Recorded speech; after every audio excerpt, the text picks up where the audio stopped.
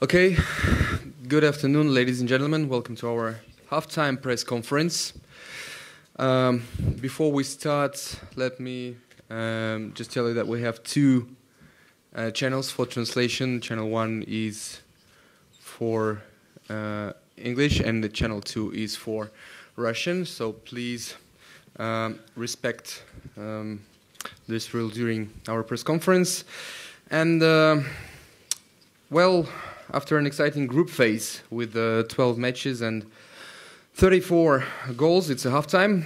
The perfect moment to wrap up some initial conclusions ahead of the semifinals. Let me introduce you to our speakers today: Colin Smith, the FIFA Chief Competitions and Events Officer, and Alexei Sorokin, the LOC Russia 2018 CEO. And of course, Massimo Busacca, FIFA Head of Refereeing. But before we proceed, let's watch some nice video wrapping up the group stage, please.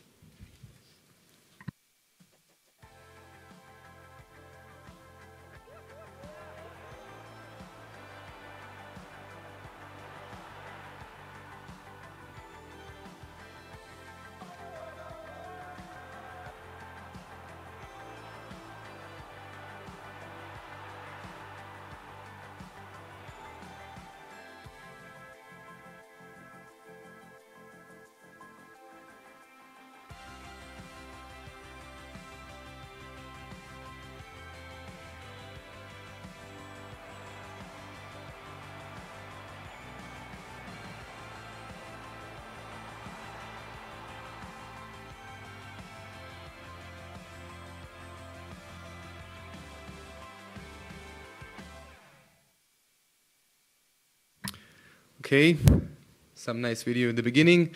So first, let's focus on some operational aspects of the group stage of this FIFA Confederations Cup. So first we will talk to Colin and Alexei, and for the last 20 minutes we will focus on the refereeing with the help of Massimo Busacca. So first of all, Colin, I would like to ask you, over the two past weeks you have visited all the host cities. What's your view after the group stage? Thank you. Good evening, everyone. So prior to the tournament, I sat here at the opening press conference and stated that the stadiums and the cities, Kazan, Moscow, Saint Petersburg and Sochi, were all operational ready and prepared for the tournament. And I think we've seen over the last 12 matches clear evidence of this, as the operations being carried out at a very high level, as both at the stadiums and throughout the four host cities. From an operational perspective, the group stage of the FIFA Confederations Cup has therefore been a great success. You can see some of the key figures on the screen here. We've had just under 450,000 fans attending the 12 matches. On average, it's over 37,000. Which is slightly higher than what we had in the 2009 edition of the Confederations Cup in South Africa. We're very pleased with the services that are being provided to the fans, including, for example, we've had 262 free trains that have been used so far for ticket holders, and you yourselves, the member of the media, to assist with travelling between host cities. I think this is an incredible service, and it's the result of a lot of coordination and hard work by many different entities involved. I'd also like to comment on the role of the volunteers, who have been absolutely fantastic during this tournament. We've had 6,000 for the FIFA Confederations Cup, and they are, all of them, friendly, enthusiastic and extremely helpful. Hopefully that has been your impression as well. In terms of the broadcast, it's been broadcast in 183 territories around the world. We're very happy with the coverage, in particular, obviously, in the territories where there is a participating team. Here in Russia, for example, almost 8 million people watched the match between host country and Portugal. This was the top audience for a sports event in the country this year. In Chile, the market share of Chile versus Cameroon was 87%. These are preliminary figures, but already obviously very impressive. Over the next few days, we will deliver more detailed TV audience reports. Interest in the competition has also been massive on our digital platforms. In 10 days, over 30 million football fans have consumed content from FIFA.com and our accounts on Facebook, Instagram, Twitter, and vKontakte. Between 17th and 23rd of June, FIFA's YouTube channel has tallied more than 16 million views. So having said all this and looked at the figures, operationally we still see, of course, room for improvement. There are operational aspects which we continue to fine-tune and adjust in order to improve the delivery of the 4 remaining games of the knockout stage. And also, very importantly, these improvements will also serve as valuable lessons looking ahead to next year's FIFA World Cup. So not only in the 4 stadiums that we are using now for the Confederations Cup, but across all 12 venues that we'll use next year. For now, though, I'd like to say a big spasiba and congratulate Russia for delivering an incredible tournament so far, and I wish all of you an enjoyable week and exciting matches ahead. Spasiba. Thank you very much, Colin. Сейчас, I think we should switch into Russian now, so please do so. Следующий вопрос. The next question is addressed to Mr. Sorokin. What is your view from the organizing committee's perspective? What is your view of this half-time results? Thank you very much. Good afternoon. Indeed, it's a half-time stage, and I'm superstitious, so I will be careful in my assessments. But we are grateful to FIFA and to Colin Smith personally for very kind words about the organizers. It's hardly a secret that it's not just us, Russia 2018 organizing committee that organizes the whole thing. There are many federal agencies and local regional authorities who take part in the process. Indeed, a great deal of efforts have been deployed. And as a follow-up to Colin's stats, he set the tone for it today. Slightly under 70,000 accreditations have been issued, so you can tell already how many people are involved in preparing the tournament.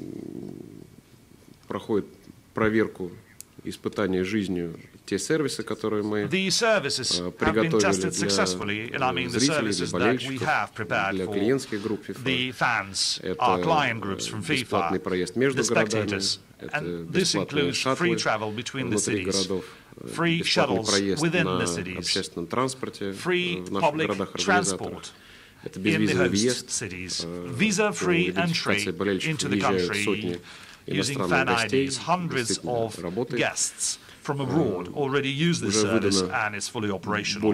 We have already issued more than 400,000 fan IDs, and we continue to issue them. As of today, we have 183 trains on the roads, and this is indeed a huge effort, which we touched upon during the first press conference, and I'm sure we'll revisit this when we summarize the results. But you can see for yourselves that by and large, looking at the fans' feedback and what the players and tournament participants are saying, well, everything has been positive, which is very flattering and pleasant for us. But let's not get ahead of ourselves. We have 4 matches ahead of us. Exceedingly important matches. So let's not get complacent. Thank you very much. Now we can move to questions and answers session. This one would be on the operational aspects of the Confederations Cup. So please respect this rule, introduce yourself, and tell us which language you would like to speak. So we would start from the gentleman in the center, please. Then we go down to the middle and to the lady on the right. Okay?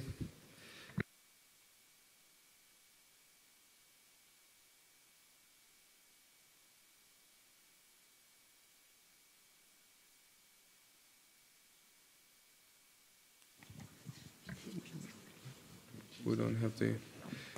Yep.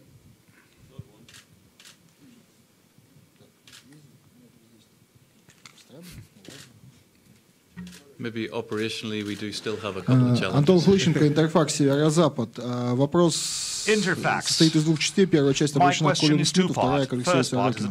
Колин, что FIFA думает по поводу задержанных болельщиков из Британии в Казани, которые готовили провокацию на стадионе? Будут ли применены какие-то санкции? И вопрос к Алексею Сорокину. С чем связано такое большое количество за недопущенных болельщиков на стадионах, хотя, по их словам, они не имеют отношения к организованным фанатским группировкам? С чем связана такая жесткая работа с болельщиками?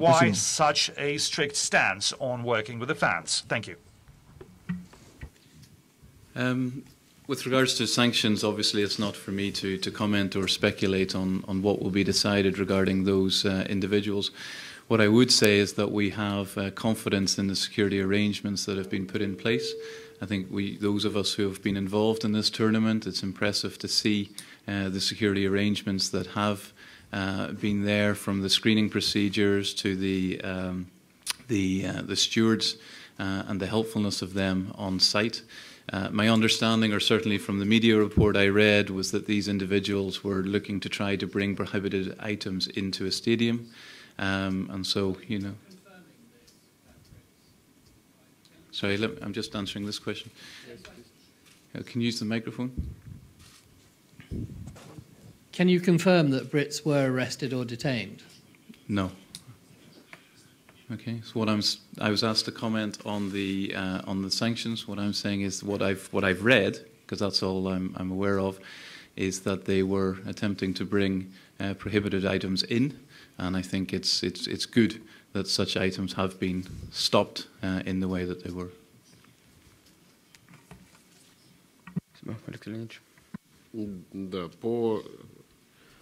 With respect to your second question, if I understood you correctly, you mean that people were not given fan IDs, they were denied fan IDs.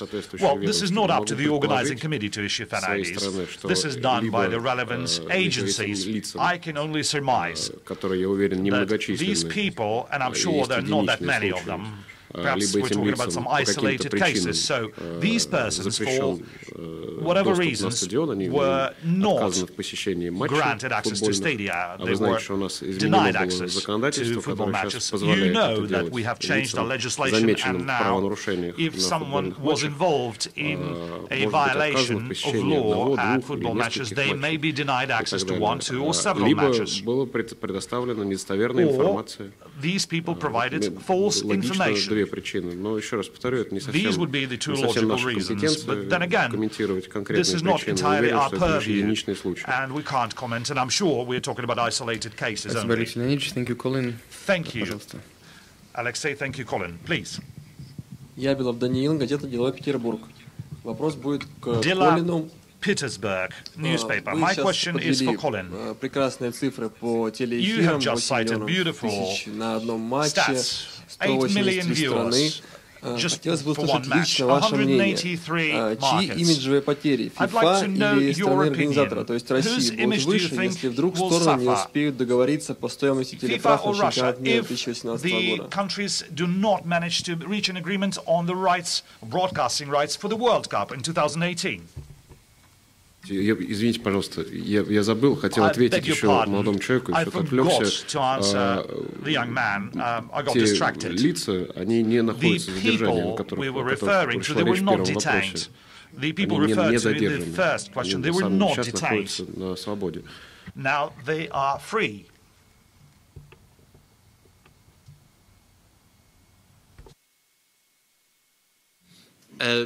Look, again, I don't think we need to speculate on a hypothetical situation. I'm sure the broadcast rights will be sorted in due time, as they were for the Confederations Cup. There will be, I'm sure, an agreement reached in the near future with regards to Russia. Thank you, Colin. Now we have the question on the right here, and then Arna on the left. Thank you. Manny Jasmi from BBC, and a question for Alexei Sorokin. Alexei, if you wouldn't mind answering in English, that would be greatly appreciated. Alexei, what were your first emotions when you heard about the report in the Mail on Sunday newspaper that 5 of Russia's squad here at this competition are still being tested for doping? And if any of them is found guilty of doping, what kind of impact would that have on the World Cup? Do you think Russia could still go ahead and host it?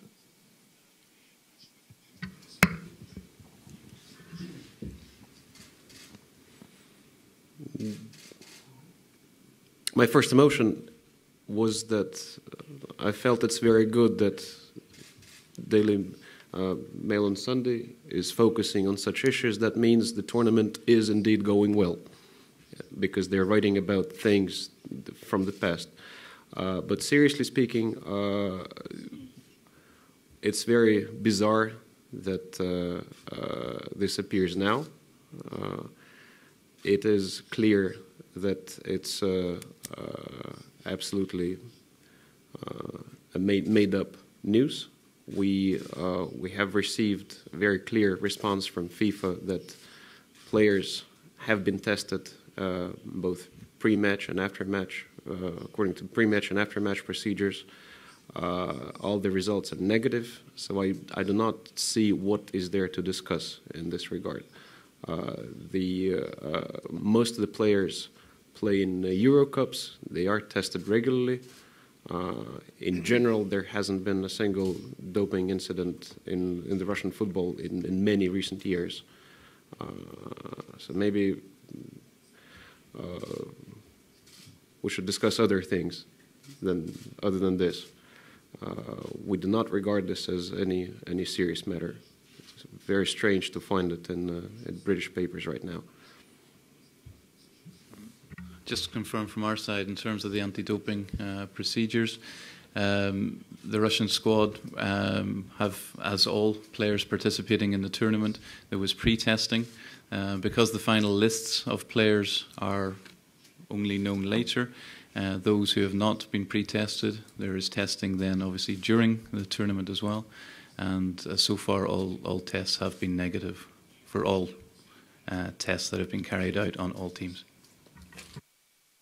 Thank you. Now please Arne, then we go to the very back and then to the middle. Okay. Arne Richter, Deutsche Presseagentur. Sorry, Mr. Dworkin, just to follow up on this doping matter, because it is quite interesting for many people in the world. If I'm not mistaken, it is not about positive or negative drug or doping tests. It is about a list of 1,000 athletes, mainly from Russia. And if I'm not mistaken, FIFA confirmed that there are Russian footballers on this list. So my question is, are you aware of this list? Do you know the names on this list?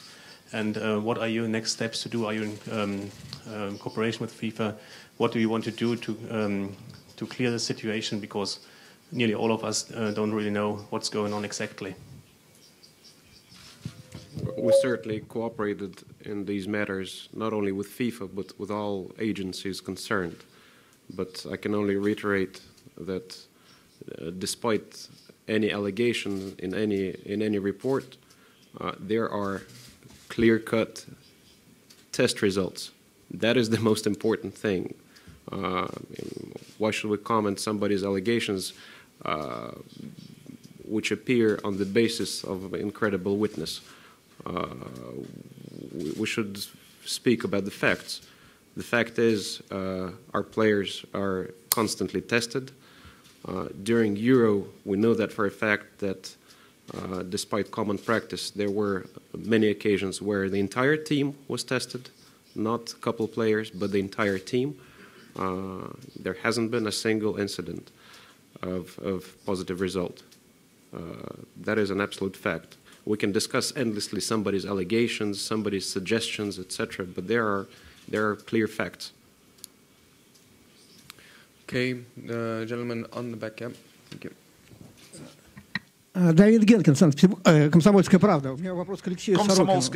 My question goes to Alexei Sorokin. How can you explain the fact that out of the 3 matches that were played here in Saint Petersburg during the group stage, none could really arouse too much interest from the fans? One was played by New Zealand, an outsider from the outset. And so we have a brand new stadium, a very modern stadium in our city, but it's never been filled to the brim.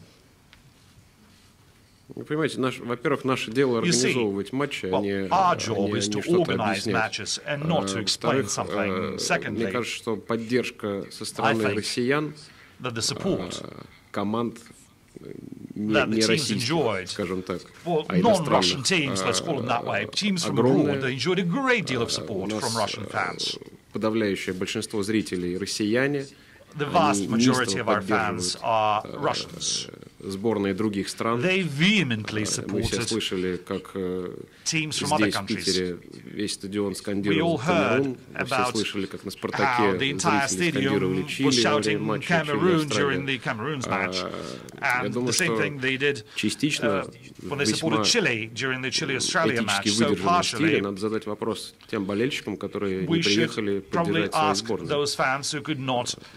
Come to support their teams and do it Посещение in an российских ethically acceptable way. зрителей находится I на think очень when it высоком comes to уровне. Russian fans, I think the У нас attendance was Колин very приводил high. цифры, у нас Well, Colin was citing средняя figures. посещаемость более 30 тысяч. Our average attendance was over 30,000. И это на игры, в которых не принимает And we're участие talking about российская games сборная. where Russia Это did not достаточно play. высокий показатель I интереса think к футболу. the stats are very high, and it shows that a great deal of interest болельщики for football does Германии, exist. Португалии должны себя сами German спросить, fans, почему они Portuguese решили fans не should ask приехать themselves really играть why it свои is that сборные. they Вот и всё. decided not to come and support their teams.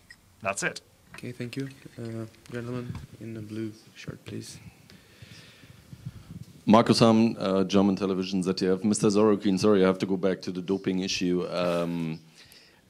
You said the players were tested, but it's not about the testing phase during the World Cup and after. It's before the testing. And the Mail on Sunday refers to the McLaren report, and McLaren and the disclosing package in the McLaren report actually states that there is a list of Russian players. And those cases from the Russian players were destroyed. So how could you be sure that the players were negative, and how could you be sure that there is no doping case involved in Russian football? Well, I can be sure because there is ongoing testing administered for many years recently. Like I said, and I can repeat it if you'd like me to, most of the players come from the clubs that play in European competitions. Tests are administered by UEFA, both UEFA and FIFA. Both organizations have made it very clear that all the tests were negative. It's not for me to comment the specifics of McLaren report or any other report. My job is slightly different than knowing and digging into specifics of report and who is credible in this report, who is not, and who we choose to believe or who we don't choose to believe. If there are facts, let's discuss facts. If there are no facts, let's discuss football.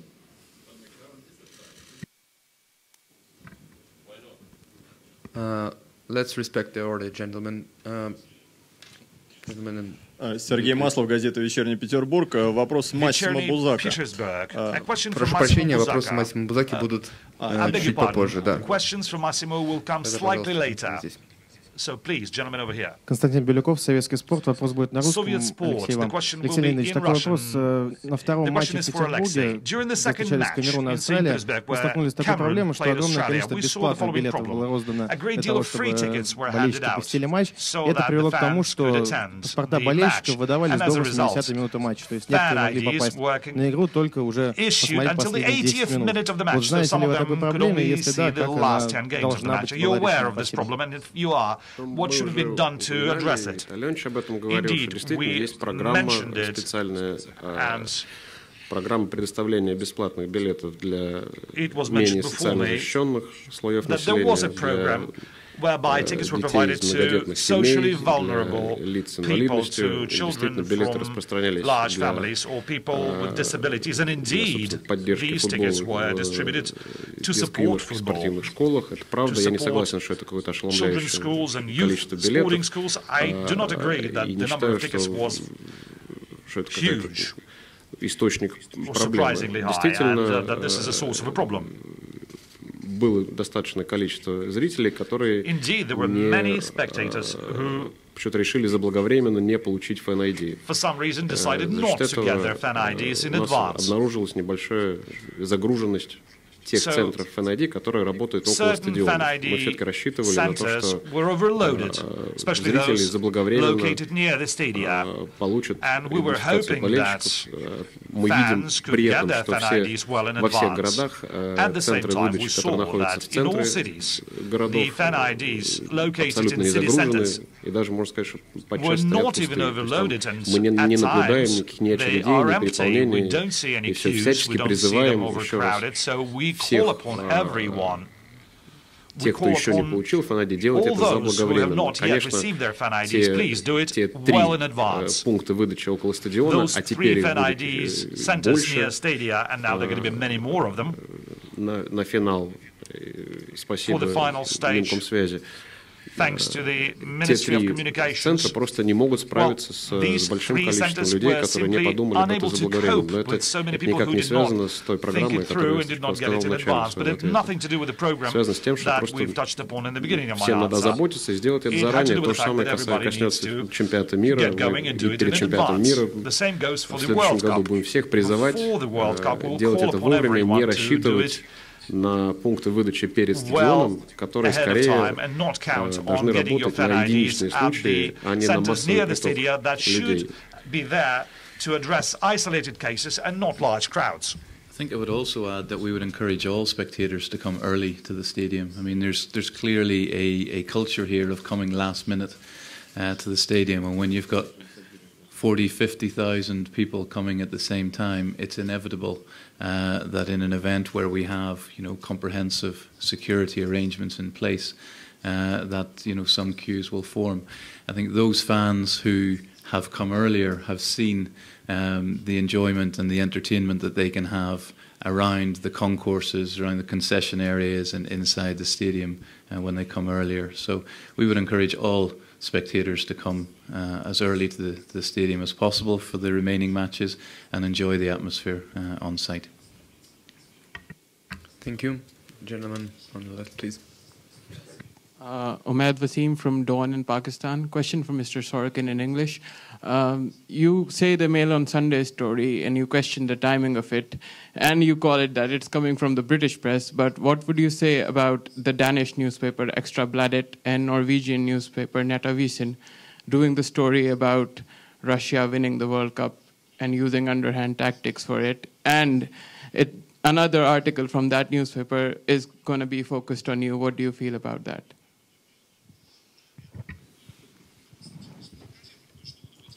Honestly, we do not feel anything about it.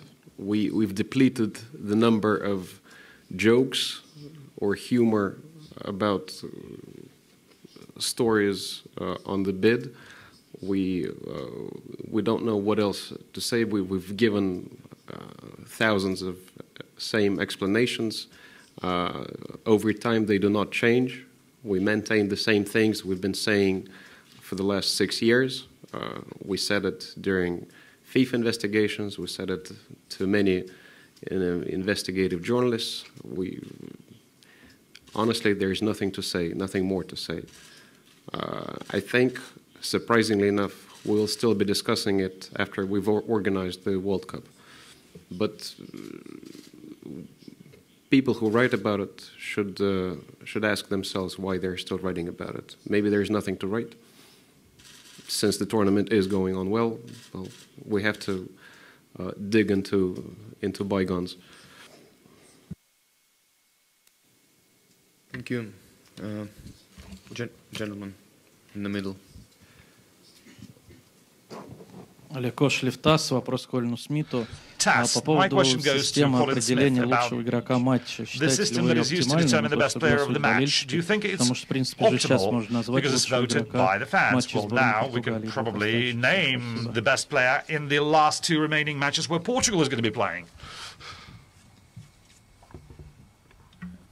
Do you not think he was the best player of the match? No, look, I think as FIFA we actively want to engage with the fans and involve the fans in such decisions. yeah, it's clear that fans may have different selection criteria than someone focusing on different technical areas. But for the moment, we're satisfied with the process, and we think the best player in the world was a worthy winner of his 2 awards. Thank you. Gentleman here, please. Brian Douglas, Fox Sports. Mr. Sorkin, a year ago I asked you what was keeping you up at night, what were you concerned about moving forward? Now with less than a year to go, how do you feel your overall World Cup plans are going? Well, we're happy to state that most of the things that we have planned out do work. They are working, and this tournament is a good test of that. Well, like Colin said, we'll draw our conclusions, we'll learn our lessons, but in general, it works. That's the best intermediate conclusion that we can draw now. Things that we did worry about, things that are not so time-tested as the general principles of organizing football. They did work out well for us, and you can read yourself the comments the fans are making, comments teams are making, coaches are making. We have hundreds of those, and certainly it's not for me to quote this now, but they are very positive. That means the direction, the trend that we took many years ago is the right one. Спасибо, Алексей Леонидович. The last 2 questions in the first row. Let's start with the lady and then to the gentleman. Вопрос Колину Смиту. Криштиану Роналду, главный тренер сборной Португалии Сантуш и футболист сборной Португалии Пицца критиковали газон, говорили, что он не в идеальном состоянии, что на нем нельзя было провести предматчевую тренировку. Действительно ли газон в Петербурге не очень хорошего качества? Это случилось из-за вот этих игр, которые были рядом, и есть ли понимание, как его улучшить? Thank you. Yes, thank you for the question. They still managed to score 4 goals on the pitch. No, look, the 4 pitches, we're satisfied with the performance of the pitches. I mean, Kazan, Sochi and Spartak are excellent pitches, strong, stable pitches, and there's been no comments on those. Saint Petersburg, we said, I think, at in the opening press conference as well, it's a new pitch. It was laid on I think it was the 29th of May where we laid the pitch. So it's a young pitch. It's stable as a playing surface, as a reinforced pitch. And therefore it is stable. However, it has sustained some damage, some wear and tear. From the matches, also from the warm-up sessions, where players in particular, if they're doing repetitive drills, then it creates some damage. Grass is natural, and it's natural for for grass to be damaged in that way. When you have a more mature pitch, it's more able to withstand such activity. You know, I think it's been a good pitch for the tournament till now. I'm aware in the last match there was more damage that came compared to previously. But we have 7 days now. We did significant top dressing last night. The pitch now will rest for 7 days. It will be completely covered tomorrow. The weather has not been great on our side. We've had a lot of rain, and we haven't had a lot of sun. It's been quite sporadic. And so the climatic conditions have not helped promote the growth of the problem areas as quickly as we would have liked. But those of you who have maybe looked into the arena, you can see that we have grow lights permanently on the pitch. We have like a greenhouse structures over the weaker areas. And as I say, tomorrow we will fully cover the pitch and really regulate the temperature and the growing conditions in there. So we're confident that it will be a good playing surface for the final. Okay, thank you, Colin. The last question on operational side of things for the gentleman here. No, for the gentleman here. Thank you. Гош Чернов, Спортэкспресс. Вопрос Алексею Леонидовичу. Following up on what my colleague has asked, don't you have any doubts that all the free tickets went to the low-income families? Do you have any numbers there? You know how many of these free tickets also have been made available for the different communities? No, I don't have the numbers, I must say. It's true that the organizing committee is not dealing with that. Distribution of free tickets. This is the regional authorities that do that, or the regional organizations, and they're currently working on that, and we don't have any feedback from them. So there's some municipality organizations, they have their own principles that they use in order to assign tickets, and they have the information on who are vulnerable populations that can qualify to receive those tickets. And also, I forgot to mention that earlier, it's no secret that we also offer free tickets to the volunteers that have also volunteered to organize the World Cup next year and that are not busy on the play day, on the match day. There's also quite a number of people that have received those, but I cannot come up with any specific figures here.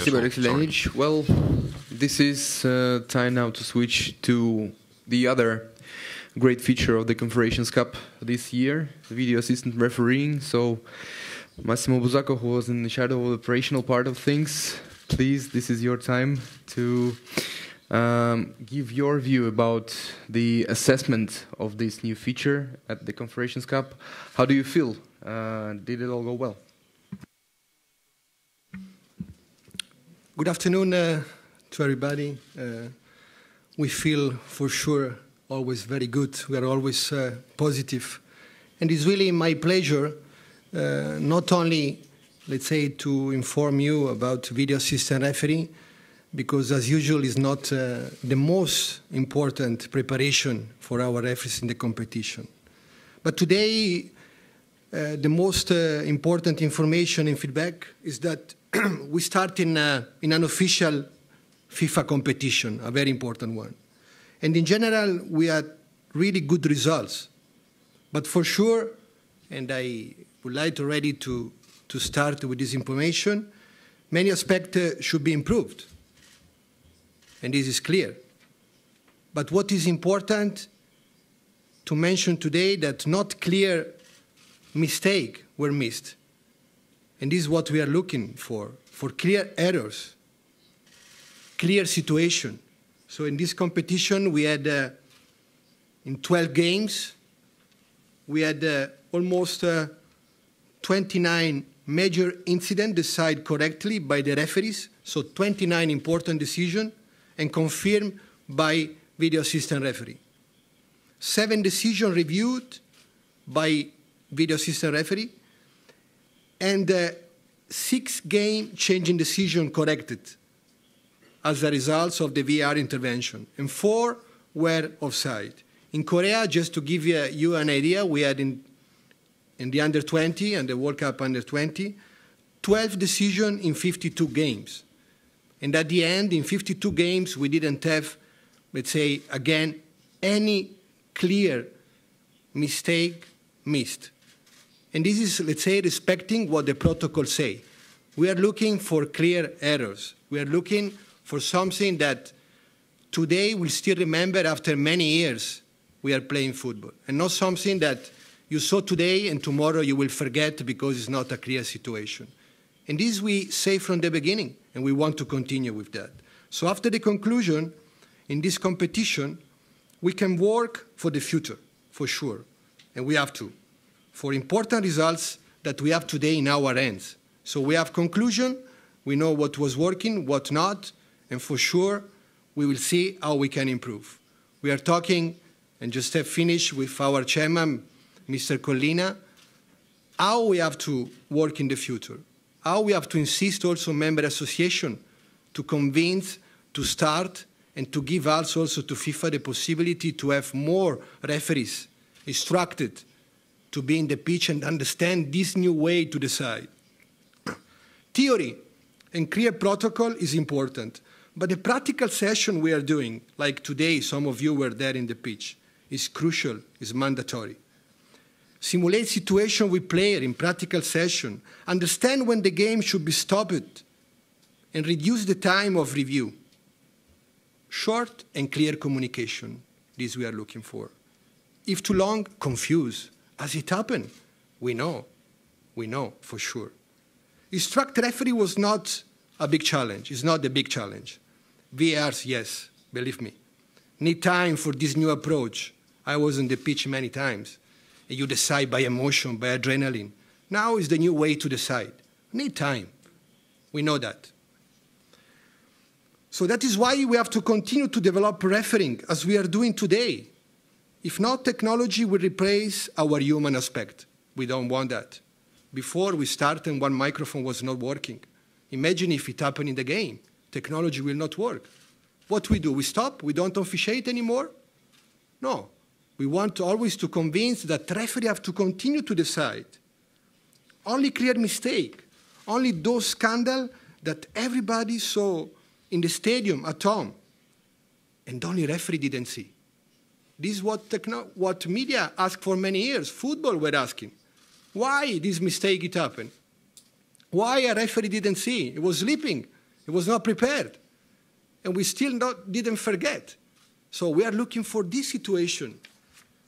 So for referees, video assistant will be the new way to watch, analyze situation. So in fact, 2 additional referees in front to a video. So from the emotion and the adrenaline in the stadium, going inside to a car, outside in a van, in front of one video, outside the stadium. So we are convinced, if used correct, can reduce many mistakes, but for sure not eliminate. We didn't say from the beginning we are here to eliminate mistake. We are here only to reduce. How you can eliminate a mistake of player? Top player play football every day, hours and hours, and sometimes they miss a clear goal. Goalkeeper. Every player, we are in this family, so we can commit mistake. But believe me, if we are looking on clear errors, on clear mistake, technology can help. And I was in the pitch many times, and I could say now to have in the past. So this message is encouraging. Top referees, are intelligent and should take the responsibility. Communication is crucial. Short and clear, as I mentioned before. Too long, as it happened, even yesterday, we know it happened. We cannot admit. We have to admit. It's not good. It means it's not clear mistake. Operators should be top and have immediately a good relationship with VARs. And this is also another important point we are working and we have to improve. Replay and right camera, right angle have to be given immediately. We do not want to stop too long. You have to come sometime inside. You have to see. It takes time. You have an angle. You have another one, and then another one. A referee wants to be sure. The heart starts to beat. I have to change. I don't have to change. So it takes time. So that's why we need also time. So if a referee don't whistle a penalty, so in principle, game should be stopped immediately to check. It happened in this competition also. Normally, if you stop, very easy, because you have time to check. If you don't stop, continue, you have a review. But then we don't want to have long time playing again, because then you have to review 1, 2, 3. So in principle, we should stop. And then the review start. But when the review starts, we don't have to change always.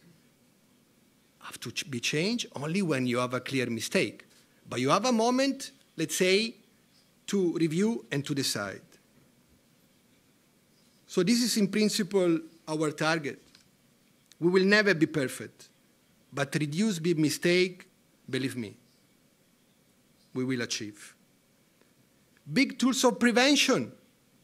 Technology will be a big tool of prevention, believe me.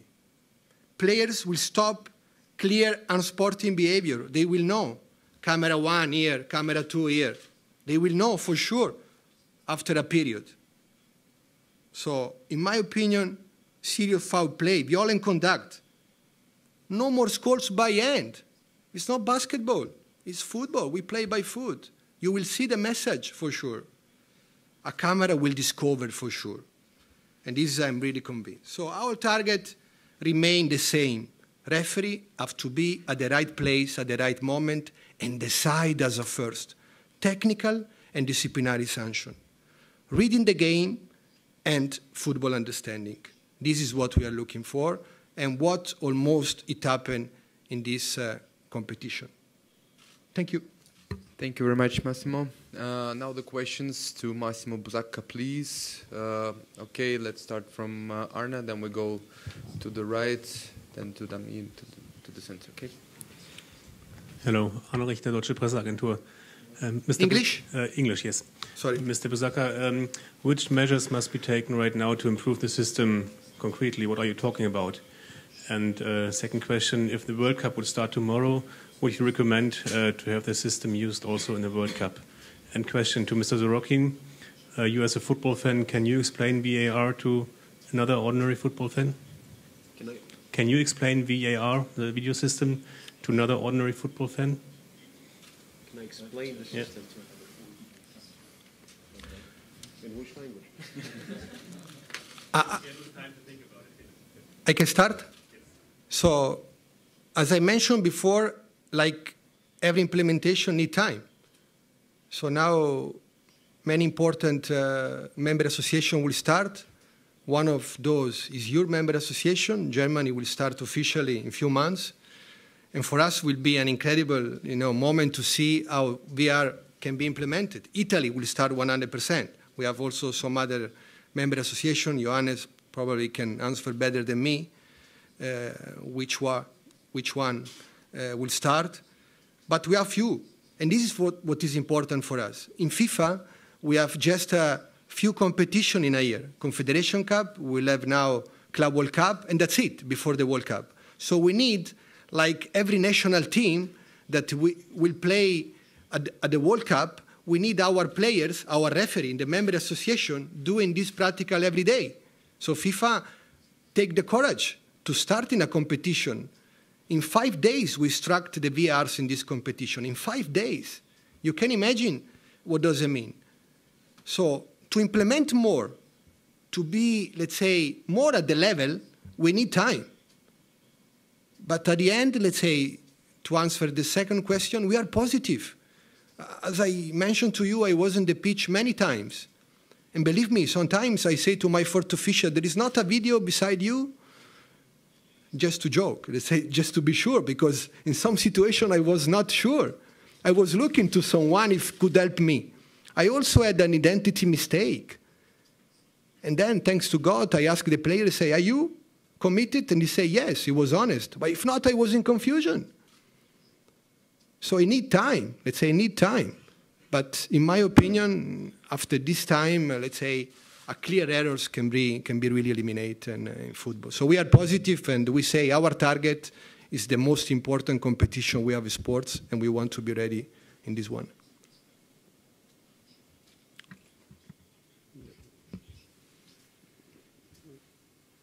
I hope I understood your question correctly, and it's very easy to explain the mechanics of VAR.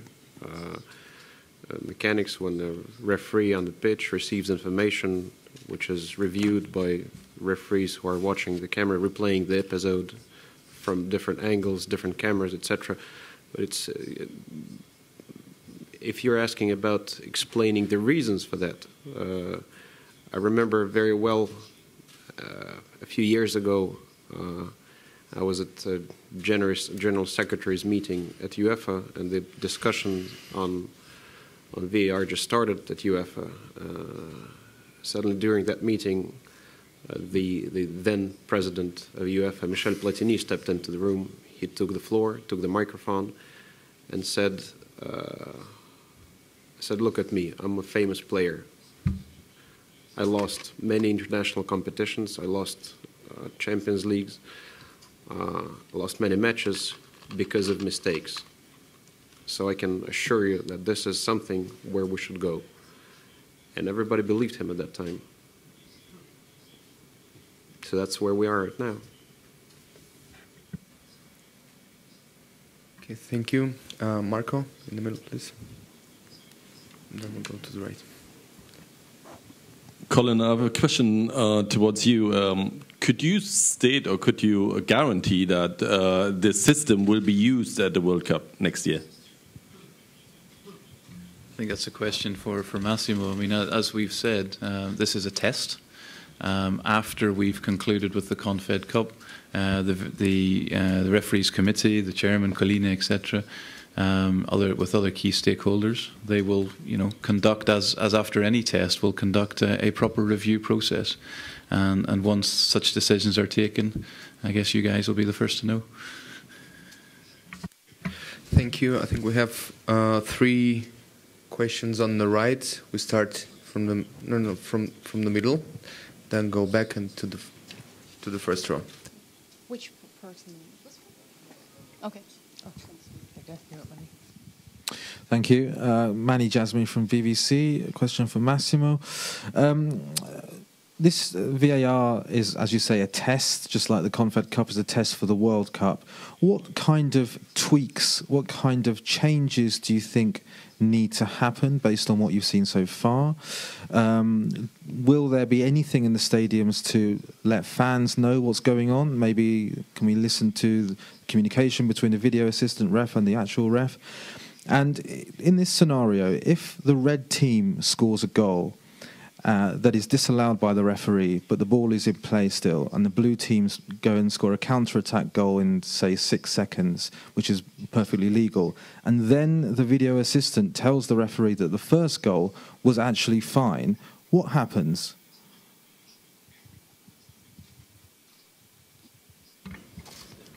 Good question, eh? I think to answer the first question, for sure, as I mentioned before, this is the new way to decide. Since today, we were expecting the referee decision, and then, correct or not, we accept it. Let's say we're talking the day after, create a discussion, moment also for you to write articles against referees, and that's it. Now it's changing. So now the new way, the referee, we instruct in these days, we say, you have to write at the end of the game to say, thank you, technology, I don't need you. So this is in principle what we are asking our referee. You are strong, you are top, you understand. So in principle, we don't want to see many change. In this competition, as I mentioned, in 12 games, we had 6 decisions, but 4 offside, which I consider different than other situations in the penalty area. Because offside is only a few centimeters, and for us, it was really a big challenge since today. So this is the new way to decide. And of course, we can reduce, in some moments, the enjoyable of football, because you have a celebration, and then in one moment you have a review and you have to change. So people have to live with this. If not, it's not the case to implement. So at the end, what football asks, what you ask for many years, is the honesty of the game. And for have the honesty on the game, we need this time to review and to change. So this is the first question. I forget the others. No, one was complicated of the goal. Let's say, just to answer the last one, since when the game is not stopped, let's say we have to respect also the protocol, we have to come back to see what happened in the first situation. But the scenario you mentioned before, it cannot happen. Because if goal is scored, immediately the VR, in few seconds, because we will have immediately the angle to see that the goal was scored correctly, and the VR will stop the game and say to the referee that it was a goal clear. And then also regarding goal line technology, we will be implemented every time, so don't be afraid that this situation, this scenario will not happen. And then it was another one in between. Sorry. Yeah, so the question you asked about the fans in the stadium and the communication, and I think, you know, this is obviously the main parts of the VAR test is how it assists the referee in making the correct decisions. But also part of what we've been testing is the communication then from the VAR team to the team operating for example, the giant screen in the stadium. What graphics get put up, when do they get put up? Because we also have to be careful. We can't put a graphic up if it's not yet under review, or one that's under review when a decision has been taken. So this communication and the sequence of communication and information is all part of the testing that we're doing, even from match to match, let alone tournament to tournament. Regarding the possibility that the spectators can listen what the referee and VAR are saying, it's better to wait a little bit, because we are still a little bit in confusion. So it's better to give this opportunity when we are communicating well. So in this moment, we still have to improve. But one day, like in other sports, who knows? But from now, what is important, that when the referee has been changed, the decision of VAR, been changed the decision, that the situation will be shown to the spectators in the stadium. Everybody has to understand what is going on. And now we had also this implementation. When a review is starting, the referee will immediately make a signal that we are not shocked. What is going on? What's happened? So spectators have to be informed on what we are doing. Okay, we have gentlemen here. Then we'll go to the first row, and then we'll beat for the last question. Hi, Massimo, David from SNTV. Before the tournament started, you said to us that players should be warned now that they have to be on their best behaviour, because there could be many angles that can see players committing fouls or doing things that are really unsporting. In the Mexico-New Zealand match, we saw a massive brawl at the end, and then also in the Portugal match against New Zealand a couple of days ago, a Portugal player attempted to punch a New Zealand player 3 or 4 times. Is VAR really helping the referees? Because, I mean, if the referee misses it, that's understandable maybe. But, I mean, for VARs to miss those incidents, I mean, it raises questions about the quality of the technology in place and who's making the decisions, I guess. Yeah, very good question. And believe me, we were analyzing with the referees this situation in Mexico and New Zealand. And it was a special moment. You know why? Because this is not sport. When you have mass confrontation like this, it's difficult to make any comments. Believe me. And this is something I didn't read the day after. The behavior of players. We are trying to do our best in the pitch. We are doing to try the best. But when you have such mass confrontation that everybody were touching each other and kick each other, do you think it's sports? Do you think it's a good message? Then we can even say 11 players can be sent off, 20. But believe me, at the moment it happened, the fourth official, the referee, and the assistant tried to avoid something more than what we saw. To touch, to divide, to say, please, stop, stop, you can hear the communication. One day I will show to you. They try really on this moment of panic to avoid more than what it happened. And then, of course, they went a little bit in confusion, I can admit. And then at the end, they gave 3 yellow cards because the VRs, when at the review, let's say, they didn't see something really clear to punish, again, respecting the protocol. But in the general situation, if probably 10 red cards were showing, or say, please stop the game because it's not sports, would be the best message, believe me.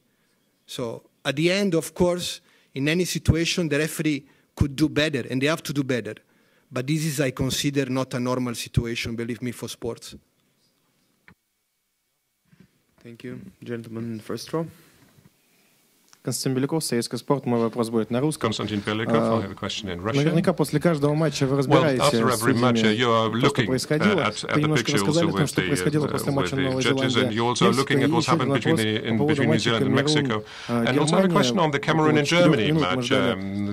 For 4 minutes we have been waiting for a decision by the referee, who's going to get the yellow card, who's going to get the red card, whose mistake was that? Why would that take 4 minutes? Who was at fault? Was it the guy on the pitch? Was it the video assistant referee? Who was at fault at that point? Another good question. And I have to agree with you. It was too long. But the answer, what I mentioned even this morning, that at the end, the correct players went outside. And I can tell you, and I say before, that it happened to me also in my career. And at the end, the players helped me to find the right number. And my career, thanks to God, was not stopped by this situation because the player helped me. So imagine now having this referee without VR yesterday, without VR, was given a wrong player a yellow card and missed a clear red card. Today we are discussing about 1, 2, 3 minutes, which is not acceptable, we know. We have to improve, I say before. But if I have in front of me the average of minutes played in this competition, and the average I calculate before is 57 minutes. Okay, 57 in 90 minutes. So for corner kick, 1 minute. For a free kick, 2 minutes. Injury player, we lose time. So for sure will be improved in the future. Now is not a good looking, we know. It's not good. But at the end, the honesty of the game, again, was there. Not clear errors. The right player was sent off. But, as I mentioned, I would be surprised today not to be here and comment something that we have to improve. I mean, it's clear. At the moment, not everything is working. But believe me, what is more important, that after 12 games, not a clear mistake was missed. And this is, for me, the most important message. Thank you, Massimo. The very last question here, and to wrap up the press conference. Simon Hayden from the Associated Press and Level 5 Ref.